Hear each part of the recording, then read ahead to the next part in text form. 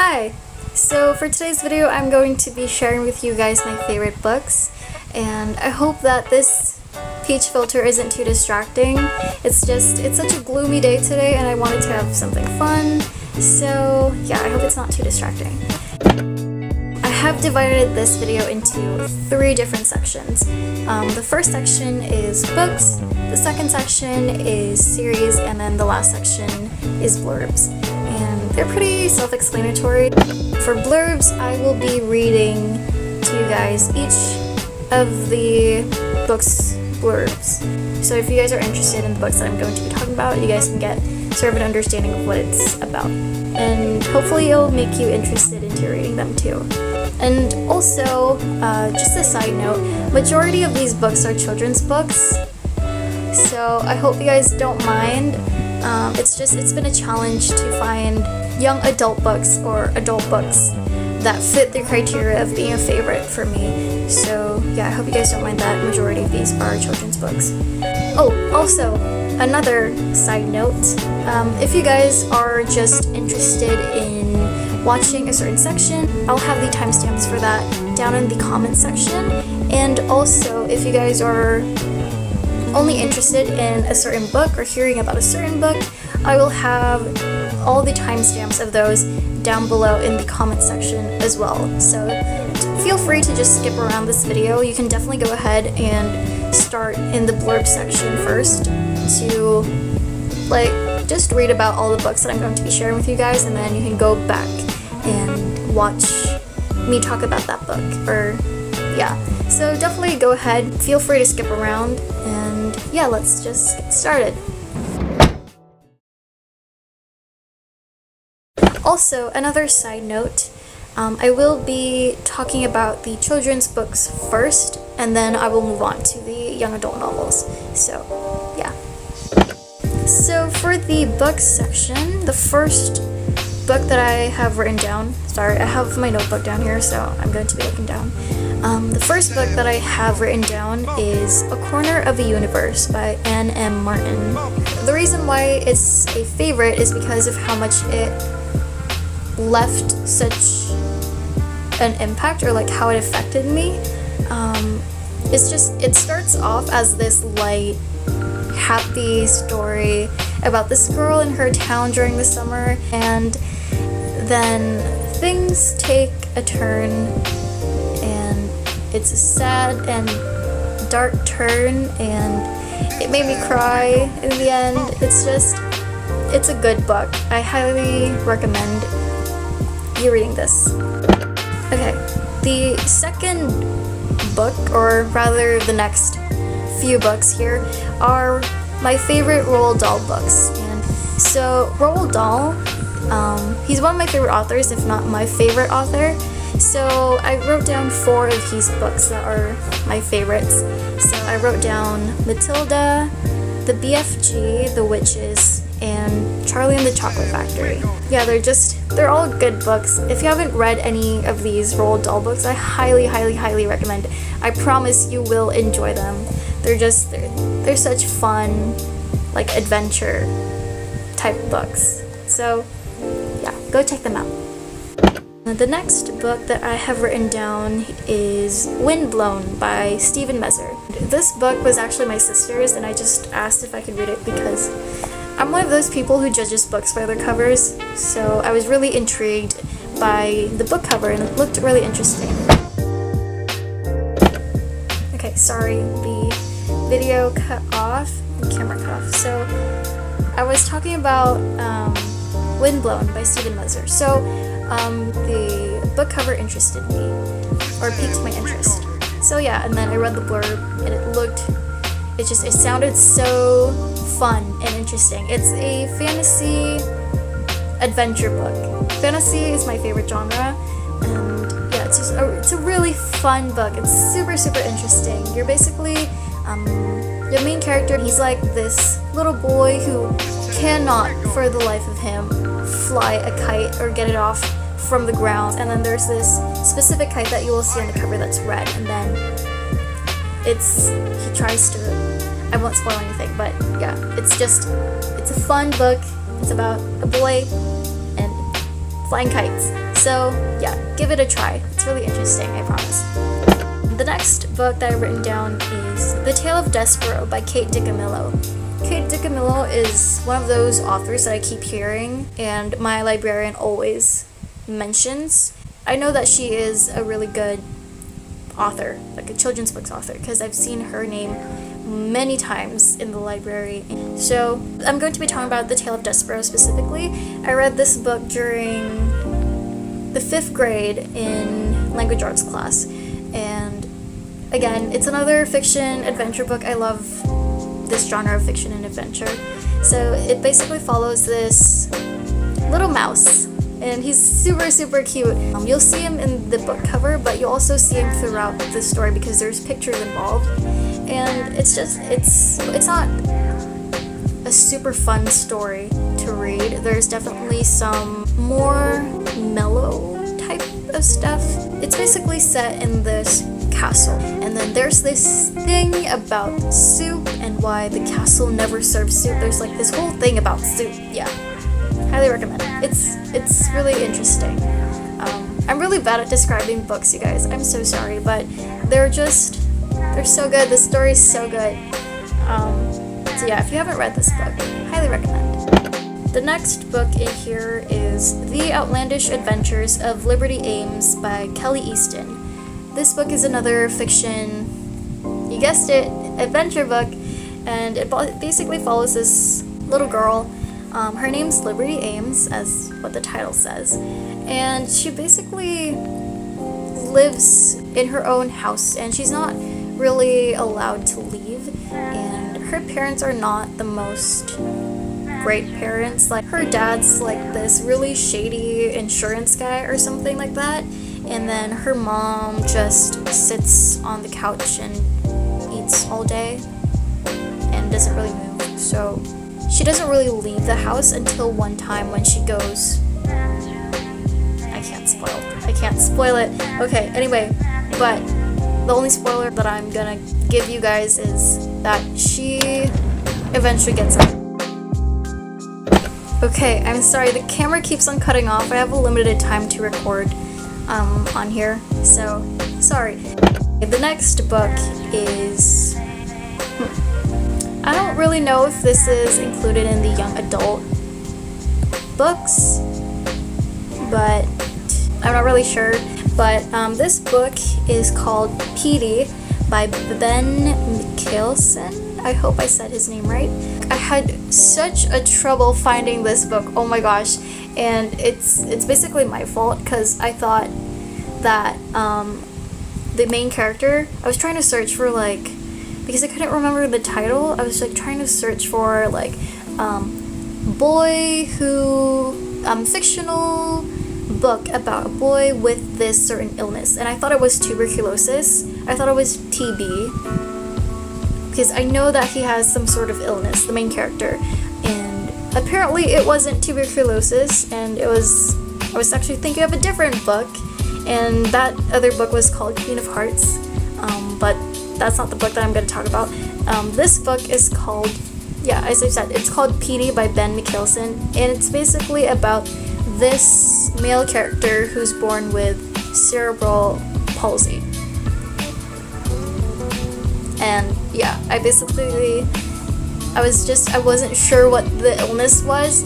So yeah, it's cerebral palsy, CP, not TB, not tuberculosis. It's about this male character who was born with cerebral palsy, and all he wants is basically friendship and family.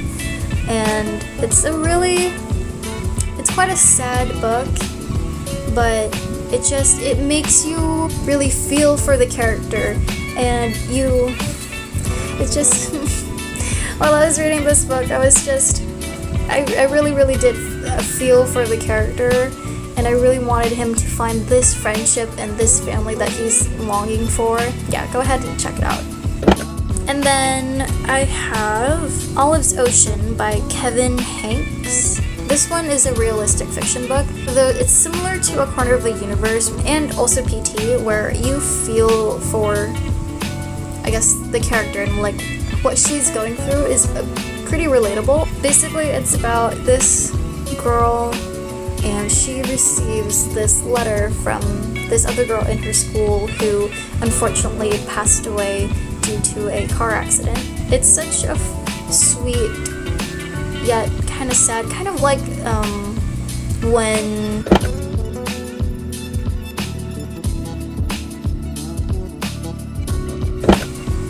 what's her name? When Leslie passed away in the book A Bridge to Terabithia. It's kind of like that. It has like that kind of feel. I can't explain it. I'm so sorry. I'm so bad at explaining, but definitely give this book a try.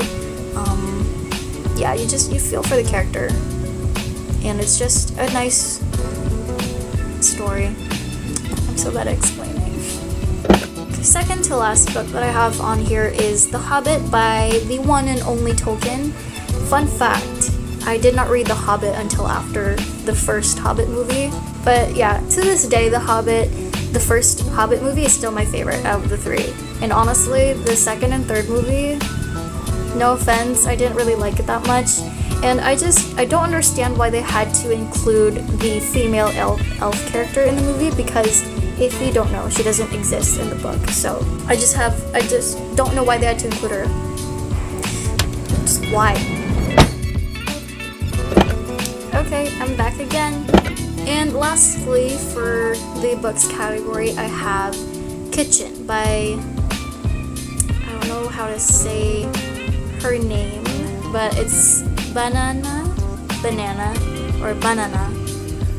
Yoshimoto. She's a Japanese author. This book, I only wanted to read it because Marzia was just recommended a bunch of books from her, and so I decided to give Kitchen a try. I tried to search online for PDFs of the book, and I don't really remember too much of this story because I did read it in a PDF and I was trying to kind of read it as fast as I can. But still, it left a really big impact on me in the same way like with A Corner of a Universe and Olive's Ocean, where you do feel for the character.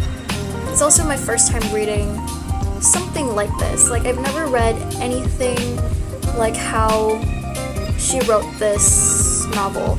Yeah, it was something so new to me. It's so unique on how it's like written, I think, in my personal opinion. It's just, yeah, it was something so different, so unique, and I enjoyed the story. And yeah, go ahead and check it out. I do have some honorable mentions here, but I'll just list them down in the description box below. So if you're interested in that, go ahead and check out the description box. Oh my gosh, I forgot to mention these two books, but these are supposed to be in the books section, but they could also have been in the series. But since I only read one book in its series, I just decided to include them in the books category. So they are Pure Dead Magic by Debbie Glory. This book is super interesting. It reminds me a lot of like the Addams Family, where it's about this very interesting family. Yeah, basically it reminds me so much of the Addams Family, though there's so many differences, but I just remember it thinking it's similar. Again, it's another fantasy book, and there's magic involved. And trust me, try and read this. Super fun. And then lastly, I have A Wrinkle in Time by Madeline L'Engle. This is actually, for the longest time, this has been my favorite book. Yeah, it's always been the top book. It's just super, super, super good. Really, really interesting story. Very fun. Again, it's also an adventure fantasy book, but it's super unique. And I just love it so much. So please give it a try if you haven't yet. So, yeah. Okay, so moving on to the series section now. The first series that I have written down is Gilded Joy Psychic Investigator series. Oh my gosh. This is such a good series. This is such a childhood, like, nostalgic thing for me. So I started reading Gilded Joyce back in, I think, 5th grade, if I'm not mistaken. And I've been interested in reading this book since the 2nd grade or 3rd grade when I saw them in the library, and I just thought, wow, like I was hooked onto the book cover. The drawing, the illustration on the front cover is just, it's so interesting, and I actually, fun fact, I used to try and redraw the book covers because I loved the art style. But that's besides the point. Anyway, so this series follows Gilda Joyce, and she's a psychic investigator, and she, I believe, I think she's like 12 or something. It follows her and the mysteries that she gets involved in. Yeah, it's like a mystery kind of fiction book, mystery fiction. It's super fun, super interesting. So if you like mystery books, I do recommend this. It's something fun. I don't remember how many books there are in this series, but I only read up to the 4th book.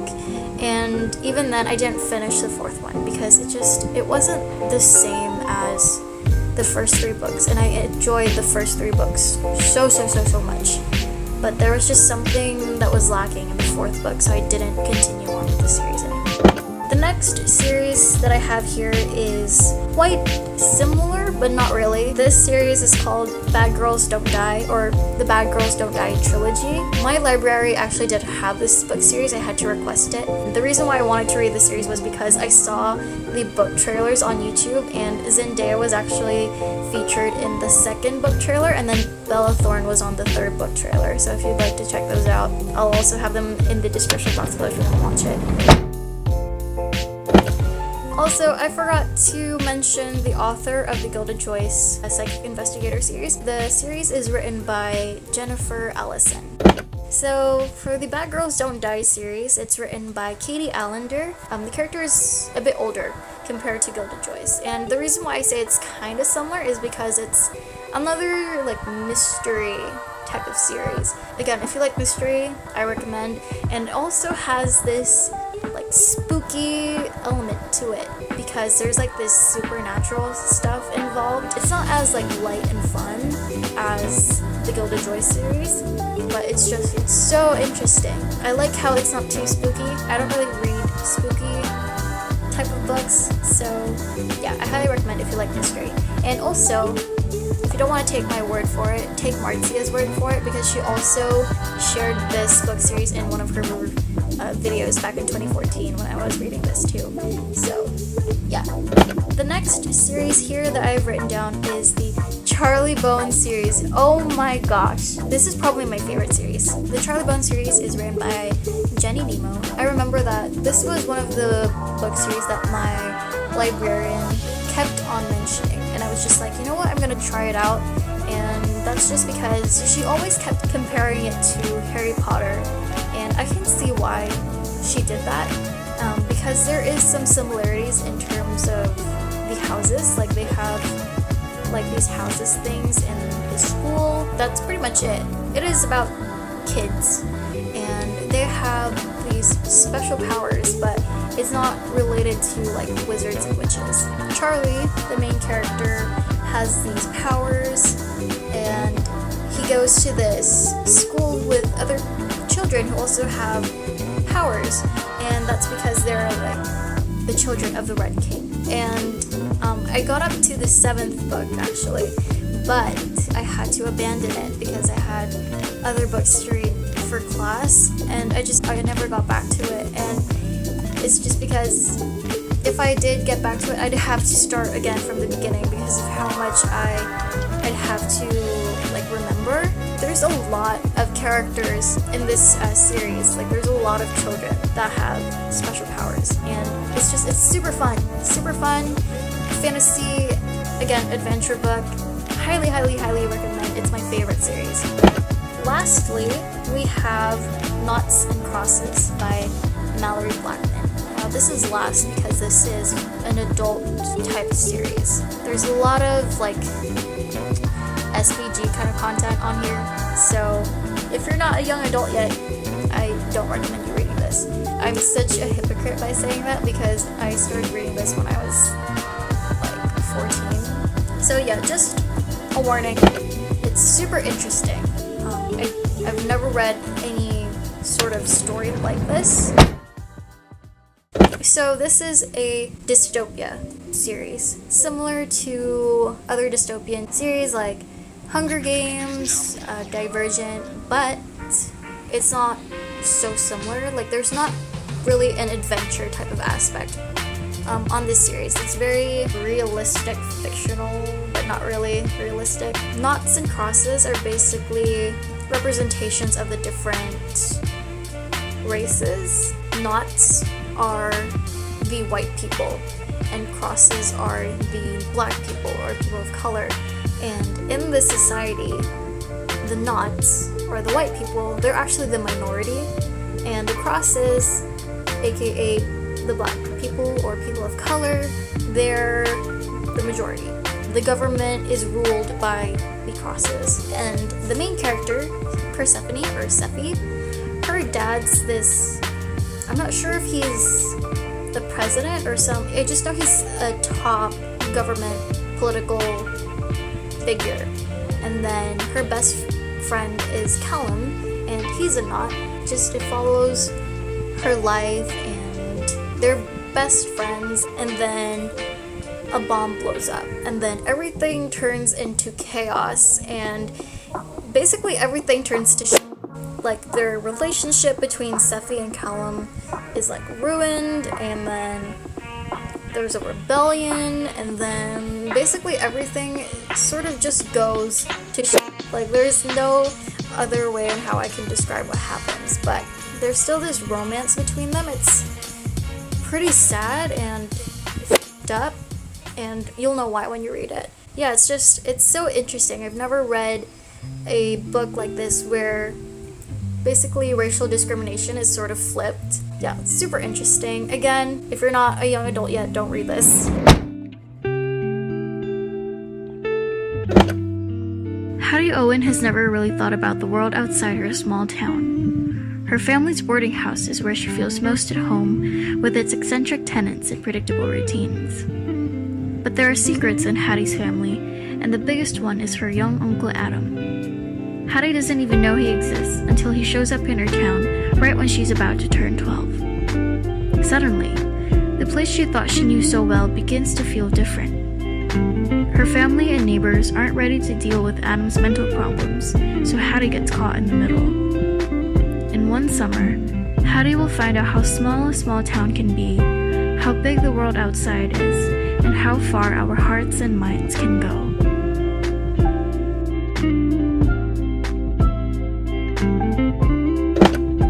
The Trunchbull is no match for Matilda. Who put super glue in Dad's hat? Was it really a ghost that made Mom tear out of the house? Matilda is a genius with idiot parents, and she's having a great time driving them crazy. But at school, things are different. At school, there's Miss Trunchbull, 200 menacing pounds of kid-hating headmistress. Get rid of the Trunchbull and Matilda would be a hero. But that would take a superhuman genius, wouldn't it? Captured by a giant! The BFG is no ordinary, bone-crunching giant. He is far too nice and jumbly. It's lucky for Sophie that he is. Had she been carried off in the middle of the night by the Blood Bottler, the Flesh Lump Eater, the Bone Cruncher, or any of the other giants, rather than the BFG, she would have soon become breakfast. When Sophie hears that they are flush bunking off to England to swamp a few nice little chidlers, she decides she must stop them once and for all. And the BFG is going to help her.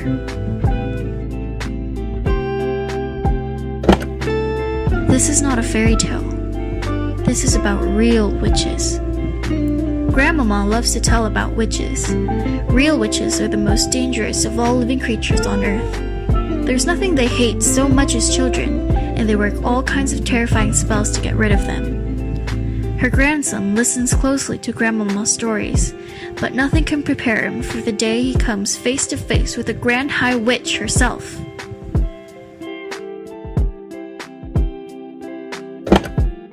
Willy Wonka's famous chocolate factory is opening at last, but only 5 lucky children will be allowed inside. And the winners are Augustus Gloop, an enormous fat boy whose hobby is eating; Veruca Salt, a spoiled rotten brat whose parents are wrapped around her little finger; Violet Beauregard, a dim-witted gum chewer with the fastest jaw around; Mike TV, a toy pistol-toting gangster in training who is obsessed with television. And Charlie Bucket, our hero, a boy who is honest and kind, brave and true, and good, and ready for the wildest time of his life.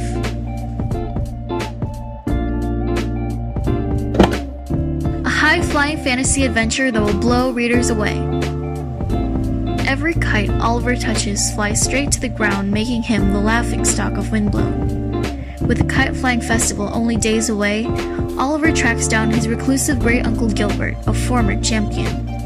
With Gilbert's help, Oliver can picture himself on the crest, launching into the winds to become one of the legendary flyers of Windblown. Then his great uncle vanishes during a battle with mysterious attack kites that seem to fly themselves. All that remains is his prized possession, a simple crimson kite. At least, the kite seems simple. When Oliver tries to fly it, the kite lifts him high over the trees. When he comes down, the town and all of its people have disappeared.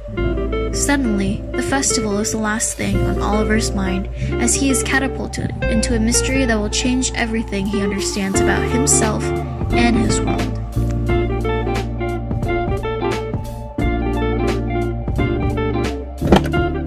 Welcome to the story of Despero Tilling, a mouse who is in love with music, stories, and a princess named P. It is also the story of a rat called Rescuro, who lives in the darkness and covets a world filled with light. And it is the story of Migriso, a slow-witted servant girl who harbors a simple, impossible wish. These three characters are about to embark on a journey that will lead them down into a horrible dungeon, up into a glittering castle, and ultimately into each other's lives.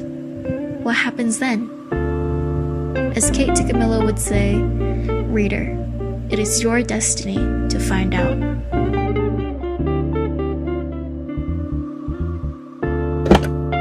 Curiosity killed the cat, or so Liberty's evil dad Mal tells her. They've never had a cat though, and Liberty is very curious. She's curious about why her mom needs to eat pounds of fried hot dogs and clams, why Mal only bathes in months with the letter Z in them, and why she has never been allowed to go outside, not once. Mostly, Liberty's curious about the magical inventions in Mal's forbidden laboratory and how they might help her find her destiny. In a wacky world populated by mutant animals, villainous scoundrels, ancient lion tamers, and talking poultry, Liberty embarks on a mission to live up to her name.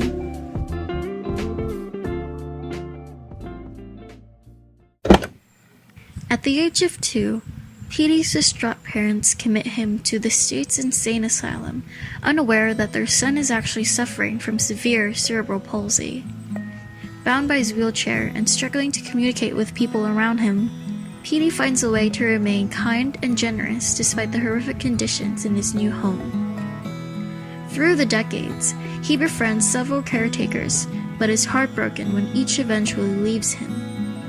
Determined not to be hurt again, he vows to no longer let the hope of lifelong friends and family torment him. That changes after he is moved into a nursing home and meets a young teen named Trevor Ladd. He sees something in the boy and decides to risk friendship one last time. Trevor, new to town and a bit of a loner, is at first wary of the old man in the wheelchair. But after hearing more of his story, Trevor learns that there is so much more to Petey than meets the eye.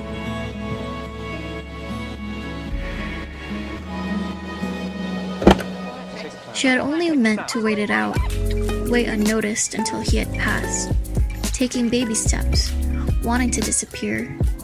But then she actually did disappear, dropping into the water that was everywhere. No sides, no top, no bottom, and taken so by surprise that it didn't matter that she was so close to shore, or that she was a good swimmer because she panicked, and in her panic, she swallowed water and scratched her cheek, and somehow clawed her hair loose from its ponytail, and her hair spread out from her head like a multitude of tentacles, thin, of filaments, like a sea creature, jerking about wildly. And then for a second she felt numb and blue, a liquid herself, and resigned to the fact that the water would overcome her, and in that second she began sliding away from the present. and she stopped thrashing about and relaxed, and felt like a bird caught in a draft of air rather than a girl pushed and pulled by the ocean and gave up.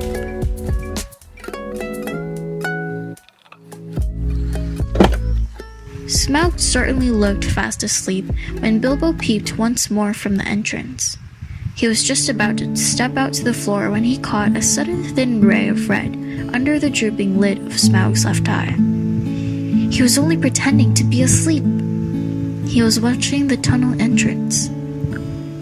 Whisked away from his comfortable, unambitious life in his hobbit hole in Bag End by Gandalf the Wizard and a company of dwarves, Bilbo Baggins finds himself caught up in a plot to raid the treasure hoard of Smaug the Magnificent, a large and very dangerous dragon. Although quite reluctant to take part in this quest, Bilbo surprises even himself by his resourcefulness and his skill as a burglar.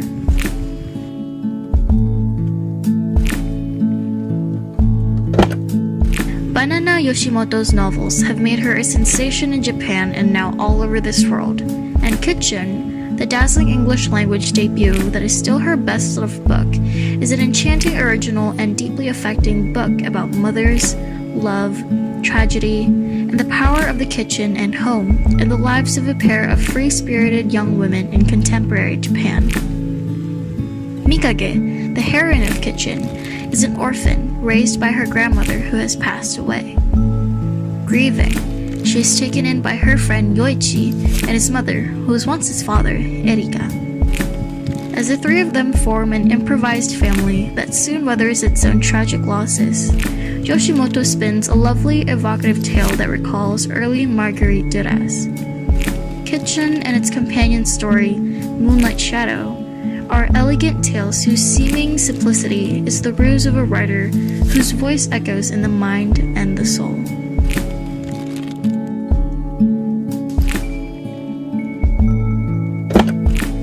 Things are not right at the Stregoborgia castle. Signor Luciano Stregoborgia has been kidnapped. Signora Baci Stregoborgia is struggling with her spells at the Advanced Witchcraft Institute. Titus and Pandora don't like their suspiciously cheerful and fearless new nanny. Baby Damp has been accidentally shrunk, emailed, and lost in the World Wide Web. And to top it off, there's a gangster in a bunny suit lurking about. This seriously over-the-top gothic romp is sure to have readers clamoring for the next Stregoborgia adventure.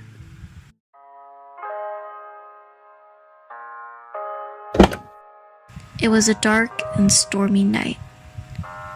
Out of this wild night, a strange visitor comes to the Murray house and beckons Meg, her brother Charles Wallace, and their friend Calvin O'Keefe on the most dangerous and extraordinary adventure, one that will threaten their lives and our universe.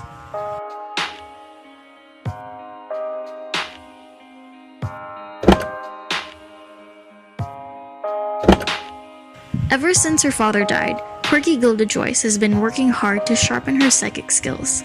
She's determined to communicate with spirits from the other side and become a crack investigator of spooky, twisted mysteries. After wrangling an invitation to visit relatives in San Francisco, Gilda discovers that her dreary, tight-lipped uncle and his strange, delicate daughter need her help to uncover the terrible family secret that has a tortured ghost stalking their home. From poignant to hair-raising and hilarious, this is a behind-the-scenes, tell-all account of the very first case in the illustrious career of Gilda Joyce, psychic investigator.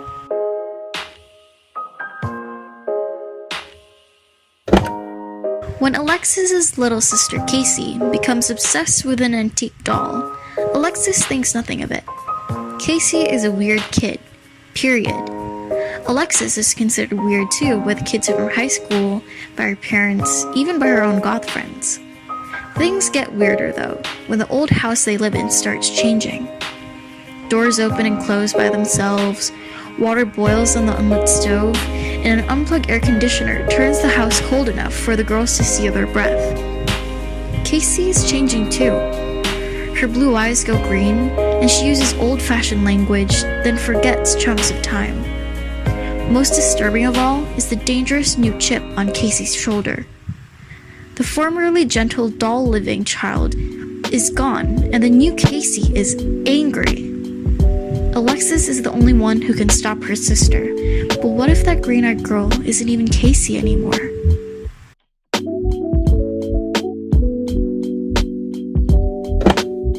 What's happening to Charlie Bone?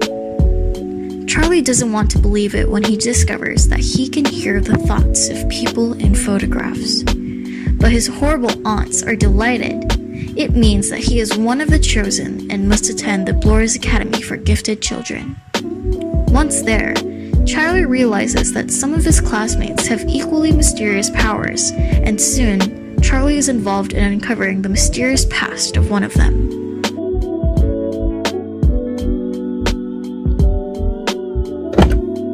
Callum is a Knot, an inferior white citizen in a society controlled by the Black Crosses. Sephi is a Cross, and the daughter of one of the most powerful, ruthless men in the country. In their hostile, violent world, Knots and Crosses simply don't mix. But when Sephi and Callum's childhood friendship grows into passionate love, they're determined to find a way to be together. And then, the bomb explodes.